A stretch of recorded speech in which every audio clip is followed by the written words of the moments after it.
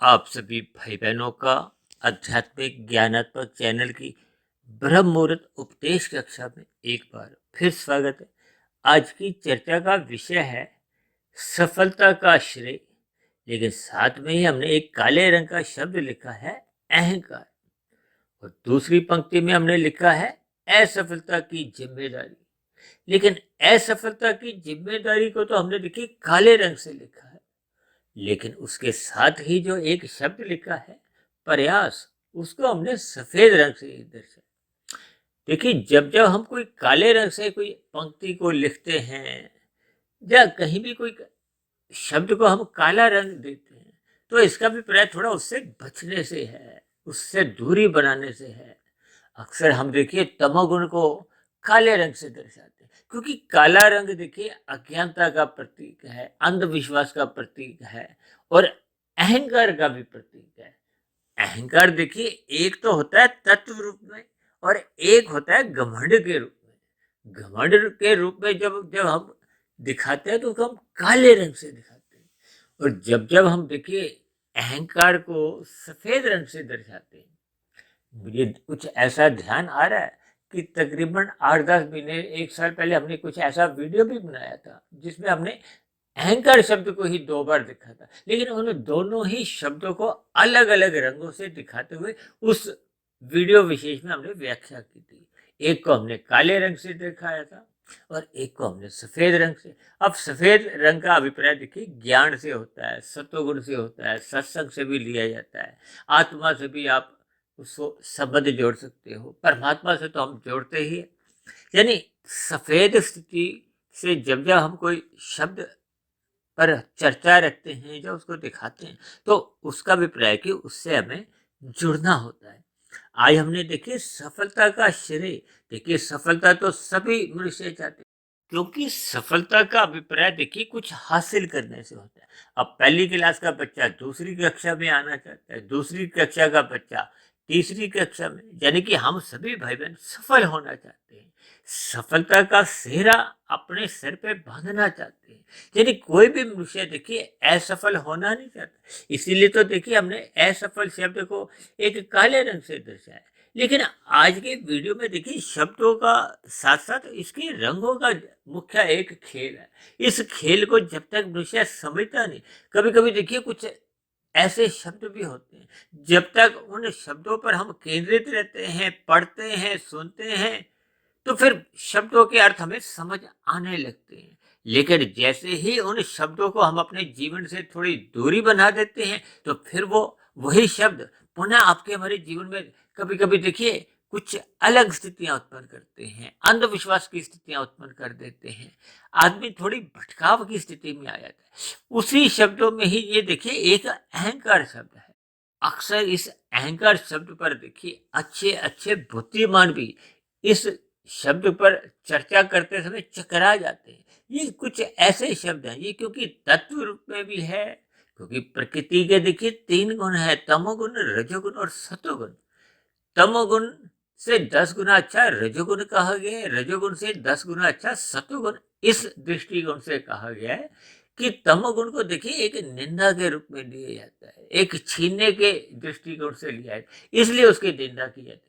जब जब हम सोने के दृष्टिकोण से एक तमोगुण का लेते हैं, तो फिर बिना तमोगुण का संग किए तो आपको हमें नींद ही नहीं आती। रात को जब हम सोने जाते हैं तो सर्वप्रथम हम अपने स्थूल शरीर को निष्क्रिय करते हैं, यानी कि उसको रोक देते हैं। चलते फिरते तो आप कोई मनुष्य देखिए सो नहीं सकता, आप पैदल चलते चलते तो नहीं सो सकते। यानी कि जब हम अपने स्थूल शरीर की क्रियाओं पर अपने एक रोक देते हैं, रोकने का मतलब क्या है कि हम अपने स्थूल शरीर को अपने पलंग पे कहीं भी जहां हमने आराम करना है, सोना है, हम लेट जाते हैं, और उसके बाद भी देखिए आपकी हमारी एक आरामदायक स्थिति उतनी नहीं बनती जब तक आपके हमारे मन की स्थिति, यानी कि सूक्ष्म शरीर भी सोता नहीं।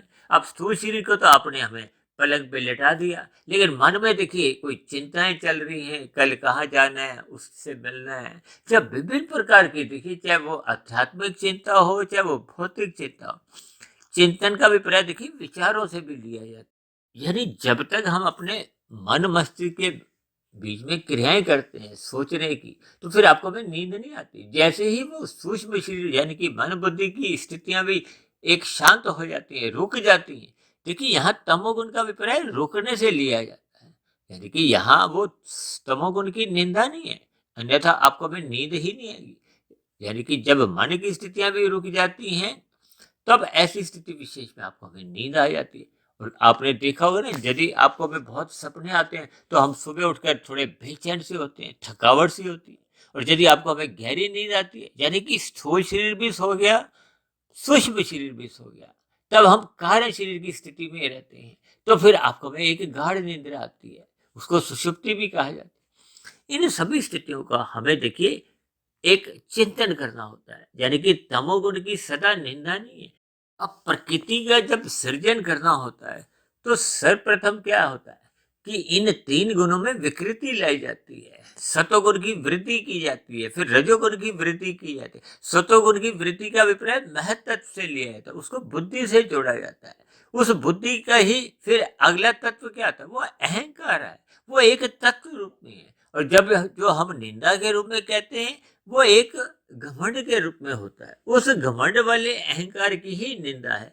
यानी कि जो आज हमने सफलता का श्रेय के साथ अहंकार शब्द काले रंग से दर्शाया, इसका अभिप्राय क्या है कि जीवन में हम जब जब कोई भौतिक उपलब्धियां लेते हैं, भौतिक उपलब्धियों के साथ साथ जब उसका हम श्रेय अपने आप को ही देने लगते हैं, तो फिर वो एक निंदा की स्थिति बनती है, एक तामसी स्थिति बनती है, एक अहंकार वो घमंड वाला आने लगता है। इसीलिए तो देखिए हमने सफलता का श्रेय के साथ अहंकार शब्द को जोड़कर इसको काले रंग से दर्शाया, जबकि नीचे हमने असफलता की जिम्मेदारी प्रयास के साथ जोड़ी है। क्योंकि जब जब हम अपने जीवन में देखिए सदा तो हम सफल नहीं होते, जब जब हम असफल होते, अक्सर देखिए राजनीतिक गलियारों में ऐसी स्थितियां बनने को मिलती हैं कि कोई बहुत बड़ा जब नेता होता है, उस नेता की जब दल की थोड़ी विपरीत स्थितियां, असफलता की स्थितियां होती हैं, तब ऐसी स्थिति में वो देखिए उस असफलता का श्रेय उस नेता को नहीं दिया जाता। जबकि दूसरी ओर जब जब कुछ सफलताएं मिलती हैं, तो फिर उसका श्रेय जब वो उस बड़े नेता को दिया जाता है, तो फिर वो अहंकार की स्थितियां, वो विपरीत घमंड की स्थितियां सहज ही उत्पन्न होने लगती हैं। तो फिर आपके हमारे अहंकार आने से फिर वो देखिए प्रमाद की स्थितियां बनती हैं। अहंकार में कभी भी देखिए आपका मेरा विकास नहीं होता, उन्नति नहीं होती, यानी कि आपके हमारी साधना में फिर वो रुकावट आती है। इसलिए तो बार बार कहा जाता है कि अपने मिले हुए जीवन में जो घमंड वाला अहंकार वो मत पालो, चाहे वो ज्ञान का हो, चाहे किसी भी प्रकार का, वो आपके हमारी आध्यात्मिक उन्नति में बाधक बन जाता है। इसलिए उस अहंकार यानी कि उस काले रंग के अहंकार से जो एक घमंड रूप में है, निंदा रूप में है, उससे हमें बचना होगा। जबकि शास्त्रों में देखिए एक शब्द बार बार कहा जाता है, अहम ब्राह्मी, मैं स्वयं ब्रह्म हूँ। देखिए हम जैसे मैं आत्मा हूँ, वैसे आप भी आत्मा हो, चाहे वो कुत्ते की आत्मा है, चाहे गाय की आत्मा है, चाहे कबूतर की आत्मा है, चाहे पेड़ पौधे की, चाहे कीड़े मकोड़े की। आत्मा के स्तर पर हम सभी आत्माएं एक समान है, एक धरातल पर है। वो तो आपके हमारे देखिए कारण शरीर में जो अलग अलग स्थितियां एक उत्पन्न हो जाती है, वो उत्पन्न जब हम अहंकार युक्त होकर अहंकार भाव से कारण शरीर में प्रकृति के तीन गुणों का जब हम संग करते हैं, उस संग होने से फिर वो जो अलग अलग रंग की स्थितियां उत्पन्न होती हैं, वो कारण शरीर में फिर अलग अलग स्थितियां बनती हैं। वैसा वैसा कर्माशय बनता है, संस्कार बनते हैं। तो फिर ये जो जगत की अलग अलग स्थितियां आपको हमें 84 लाख प्रकार की जोनियों में देखने को मिलती हैं, फिर उन स्थितियों का एक प्रत्यक्ष रूप से आपके हमारे जीवन में स्थितियां बनने लगती। जबकि आत्मा देखिए सभी के सभी चेतन है, ज्ञान युक्त है, इसको ज्ञान स्वरूप कहा जाता है। शास्त्रों में कहीं भी आत्मा को आनंद स्वरूप सत्ता नहीं कहा गया, परमात्मा को आनंद स्वरूप सत्ता कहा गया। तो इसका अभिप्राय क्या है कि हम सभी आत्मा तो सदा ही देखिए आनंद की तलाश करते हैं, दुख तो कोई भी नहीं चाहता। देखिए परम सुख का ही दूसरा नाम आनंद है, क्योंकि माया में है ही नहीं, क्योंकि माया तो अपने आप में ही देखिए जड़ है। जबकि हम सभी आत्माएं चेतन है, ज्ञान स्वरूप है, जबकि परमात्मा आनंद स्वरूप है। आनंद स्वरूप का अभिप्राय क्या है कि परमात्मा के यहाँ आनंद में देखिए ज्ञान नित्य बना रहता है। और ज्ञान नित्य बने रहने का अभिप्राय क्या है कि जैसे जैसे प्रकृति के तीन गुण है, ये नित्य हैं लेकिन जड़ हैं। हम नित्य भी हैं, ज्ञान युक्त भी हैं। इसलिए अपने ज्ञान को आवृत ना हो तो फिर हमें प्रकृति से विमुख होना होगा। विमुख होने का अभिप्राय केवल इतना ही है कि हमें विषय भोगों में लिप्त नहीं होना। विषय भोगों में लिप्त ना होने के लिए आपको हमें ये जो रजोगुण की जो स्थिति है, जो कि संसारी आकर्षण है, पांच भोग विषय हैं, ये देखिए तामसी राशि जो स्थिति है, ये बंधनदायक है। ये दो गुण जो तमोगुण और रजोगुण जब जब अमर्यादित होते हैं, देखिए मैं बार बार कहता रहता हूँ कि इन गुणों की जो एक स्थितियां हैं, मर्यादा तक तो हमें देखिए तमोगुण का संग करना होता है एक नींद रूप में। और ये जो अहमर्यादा के अभिप्राय देखिए निंदा रूप में जो कहा जाता है, वो निषेध कर्मों से जुड़ा जाता है, पाप कर्मों से जुड़ा जाता है। शास्त्रों में कहा गया है ना, विधि विधान द्वारा ये कर्म आप कर सकते हो। इन कर्मों को करने से आपको सुख की प्राप्ति होगी, आपकी एक क्रमिक आध्यात्मिक उन्नति भी होगी। आध्यात्मिक उन्नति होते होते ये जो जन्म मरण का जो एक बंधन है, जो बंधन क्या है देखिए, कारण शरीर का है।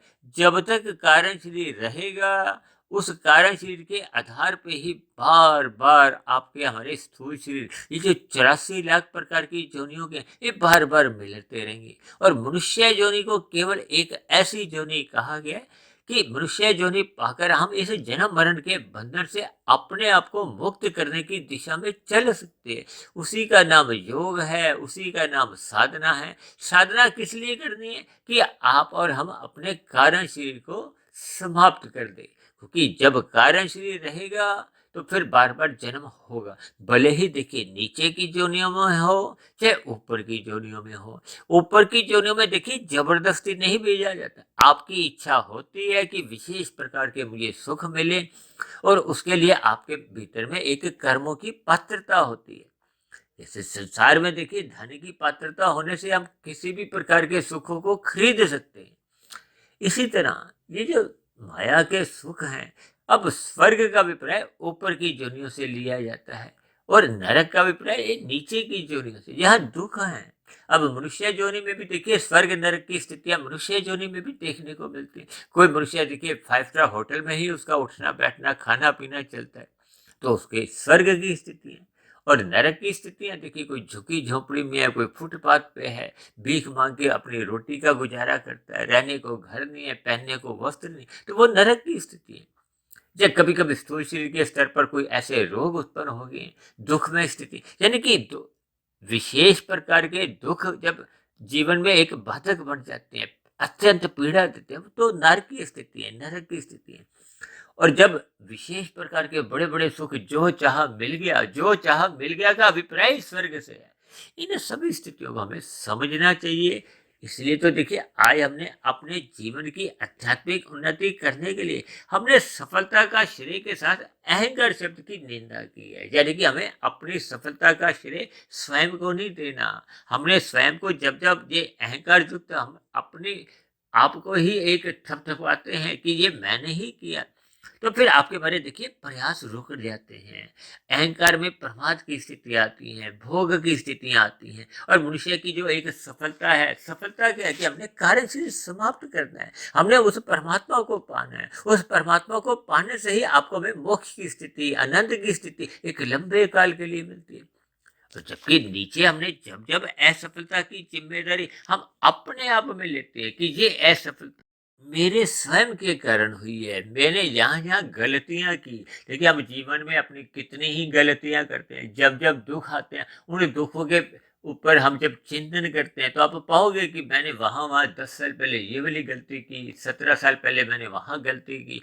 यानी कि उन किए गए गलतियां कहो, पाप कर्म कहो, कहीं भी असावधानियां कहो, वो जब जब हम महसूस करते हैं, यानी कि हम उसकी जिम्मेदारी अपने ऊपर लेते हैं, तो फिर आपके हमारे जीवन में देखिए प्रयास होने लगते हैं। इसलिए तो हमने असफलता की जिम्मेदारी हमने स्वयं पे जब लेते हैं, तो आपके हमारे जीवन में प्रयास होने लगते हैं। प्रयास होने का अभिप्राय क्या है? पुरुषार्थ होने लगता है। अब पुरुषार्थ क्या है? धर्म अर्थ काम मोक्ष। यानी कि आपके हमारे जीवन में जब क्रियाएं होती हैं, जब मनुष्य देखिए आलस्य में आ जाता है, तो फिर उसकी क्रियाएं रुक जाती हैं। ये सभी स्थितियों के देखिए बहुत ही सूक्ष्म अर्थ होते हैं।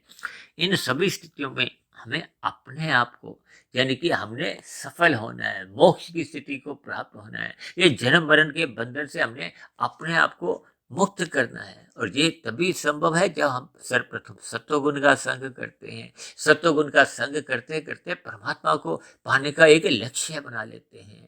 फिर हम साधना करते हैं, कर्म योग, ज्ञान योग, भक्ति योग। ये सभी स्थितियों में आपको हमें प्रयास करने होते हैं। साधना कहो, प्रयास कहो, योग की स्थितियां कहो, ये सब एक ही अर्थों में मानी जाती है। यानी कि हमने अहंकार से युक्त नहीं रहना।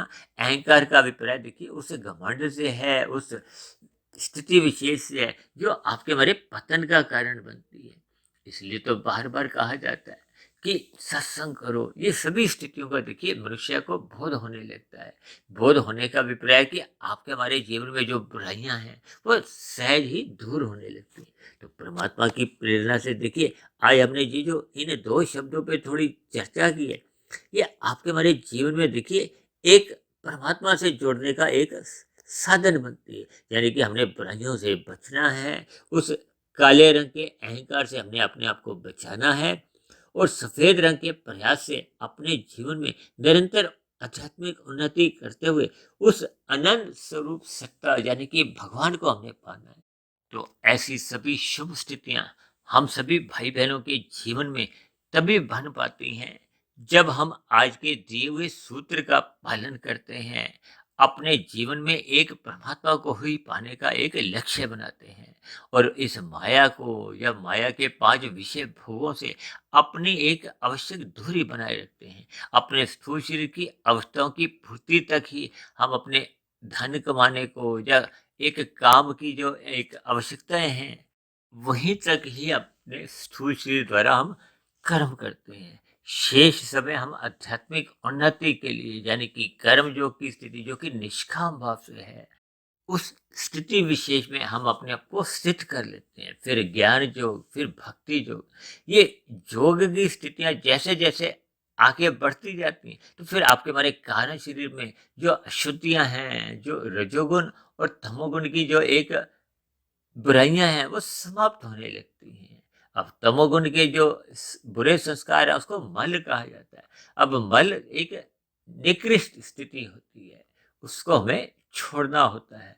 और इस तरह रजोगुण की जो स्थिति है उसको विक्षेप कहा जाता है। ये जो विषय भोगों के प्रति जो लोलुपता होती है, चंचलता होती है, उससे हमें बचना होता है, और परमात्मा को ही पाने का एक लक्ष्य निरंतर बनाए रखना होता है। तो ऐसी सभी शुभ स्थितियां बने रहने से फिर आपका हमारा कारण शरीर क्रम से शुद्ध होता जाता है। शुद्ध होते होते वो अपने पूर्ण मूल स्थिति में आ जाता है, जिसके फलस्वरूप आत्मा के ज्ञान में या किसी भी प्रकार का कोई अवरोध नहीं होता। आत्मा अपने मूल स्वरूप में लौट आती है। तब ऐसी स्थिति विशेष में जैसे ही स्थूल शरीर की मृत्यु होती है, तो फिर आत्मा का एक नए बंधन का कोई कारण नहीं होता, क्योंकि कारण शरीर तो पहले ही समाप्त हो गया है। तब ऐसी स्थिति विशेष में आपको में एक मोक्ष की स्थिति को हो, आध्यात्मिक शरीर प्राप्त होने की स्थिति को हो, यानी कि आनंदमय स्थितियां बनती हैं। तो ऐसी सभी शुभ स्थितियां आप सभी भाई बहनों के जीवन में भी नित्य निरंतर